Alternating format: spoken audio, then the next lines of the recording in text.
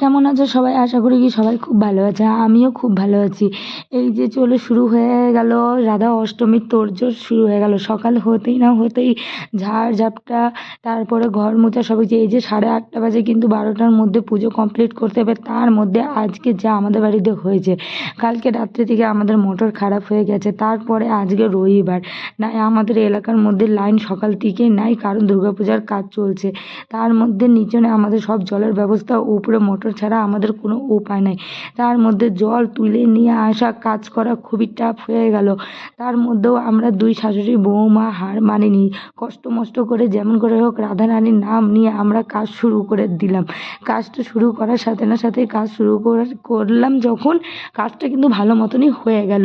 এই যে এইদিকে মা বানাচ্ছে, আজকে বেশি কিছু আমরা করিনি, যতটুকু শক্তি হয়েছে ততটুকুই ভক্তি আমরা করেছি। আশা করি রাধারানী আমাদের পুজোটাকে নিবেন এবং তিনি খুশি হবেন। রাধারানীর জন্য, রাধারানীর শুনছি নাকি প্রিয়, শাশুড়ি মা বললো কি রাধারানীর প্রিয় হচ্ছে গাছি, কি বলে ওটাকে যেন, গাটি কচু, সেটা নাকি রাধারানী খুবই পছন্দ করে, সেটাই মা রান্না করে নিচ্ছে। তার সাথে করা হয়েছিল তোমার খিচুড়ি, পায়েস, লুচি, 5 রকমের ভাজা।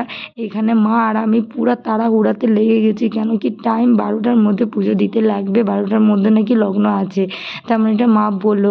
সেই জন্য তাড়াহুড়ো করে দুই বৌমা শাশুড়ি মিলে আমরা একদম পুজোর মধ্যে বসে গেলাম। এই যে রাধারানীর এখানে আমরা স্নান করে নিচ্ছি, স্নান করে নেওয়ার পর মা আমিও একটু জল দিলাম, মা আমাকে শিখিয়ে দিল এরকম এরকম করে করো। তারপরে মার সাথে মিলেমিশে আমরা দুইজনে মিলে পুজোটা নিয়ে নিলাম। বাড়ির মধ্যে আমার বড় যাও আছে, মানে যা বলতে আমার দিদি, সে বড় বাড়ির বৌমা, কিন্তু সে নেই, সে গেছে বাবার বাড়ি, সেখানে আছে। সেই জন্য দুজনের উপর আমাদের আরও বেশি করে চাপ পড়ে গেছে।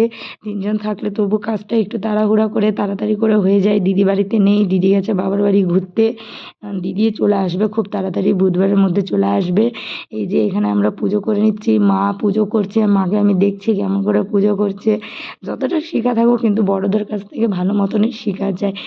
যা কষ্ট হলো আজকে, জল তোলা, এটা করা, সকাল থেকেই মনে হচ্ছে একটার পর একটা পরীক্ষা হয়ে যাচ্ছে। তার মধ্যেও আমরা এত ভালো করে পুজোটা দিয়ে নিতে পারবো, সেটা একমাত্র রাধারানীর কৃপা ছাড়া কখনোই হতো না। লাস্ট পর্যন্ত